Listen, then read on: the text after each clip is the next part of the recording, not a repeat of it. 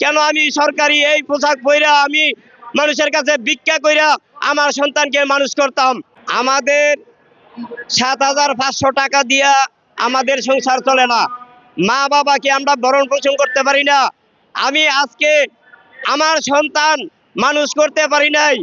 আমার একটি সন্তান ফুন্ডাসি বেড়া মুখস্থ পড়তেছে, সচিবের কাছে আমার হাত পাতুন লাগে, মেম্বারের কাছে হাত পাততে হয়, চেয়ারম্যানের কাছে হাত পাততে হয়। আমি হাত পাইতা আমার এই সন্তানের মাদ্রাসার বেতন দেই? কেন আমি সরকারি এই পোশাক পইরা আমি মানুষের কাছে ভিক্ষা কইরা আমার সন্তানকে মানুষ করতাম? আমরা প্রত্যেকটা গ্রাম পুলিশ যারা যারা আছি, আমরা তাদের ন্যায্য দাবিগুলি আদায় করার জন্য আমরা এখানে দাঁড়াইছি। আমাদের কতগুলি কর্ম করি আমরা। প্রথম ১ নাম্বারে আমরা ইউনিয়ন পরিষদ পরিষ্কার পরিচ্ছন্নতা করি। ২ নাম্বার জন্ম মৃত্যু, ৩ নাম্বার জন্ম নিবন্ধন, তারপর হইলো ইউনিয়ন পরিষদ পাহারা দেই, তারপর হইলো আমরা ইউনিয়ন পরিষদ পরিষ্কার করি, ড্রেন পরিষ্কার করি, ঝাড়ু দেই। আমরা আমাদের এই কর্মের কোনো মূল্যায়ন আমরা পাই না।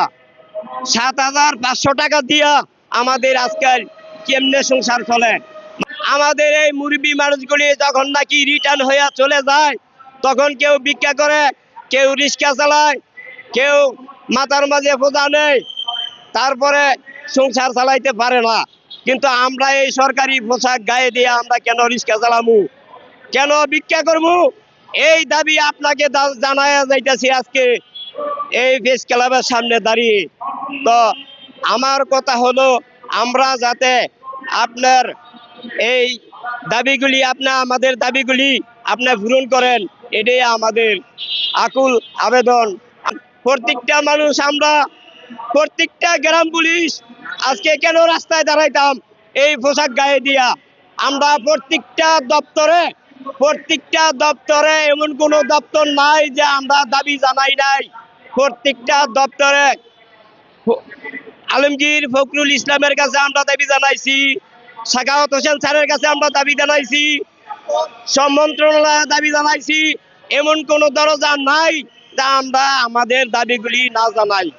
তো আমরা এই দাবিগুলি জানাইছি, আজও পর্যন্ত আমাদের দাবিগুলি পূরণ হয় না। আমাদের প্রত্যেকটা গ্রাম পুলিশ ভাই, প্রত্যেকটা ইউনিয়নে আমরা চোখের পানি ফেলাই, কিন্তু আমাদের এই দাবিগুলি আজ পর্যন্ত পূরণ হয় নাই। ৭,৫০০ টাকা দিয়ে আজকাল কি সংসার চলে? ৭,৫০০ টাকা দিয়ে কি সংসার চালান যায়, বাজার করণ যায়? আজকের যে দ্রব্যমূল্যের ঊর্ধ্বগতি দাম, আমরা কোনোভাবে চলতে পারি না। কিন্তু আমাদের কর্ম বেশি, আমাদের বেতন কম। তাই আমি দাবি জানাচ্ছি, আমাদের ন্যায্য দাবিটা আপনি পূরণ করবেন। আমরা যাতে মা বাবাকে নিয়ে, সন্তানকে নিয়ে আমরা দুটো ডাল ভাত খেতে পারি, এই ব্যবস্থাটা আপনি করে দিবেন।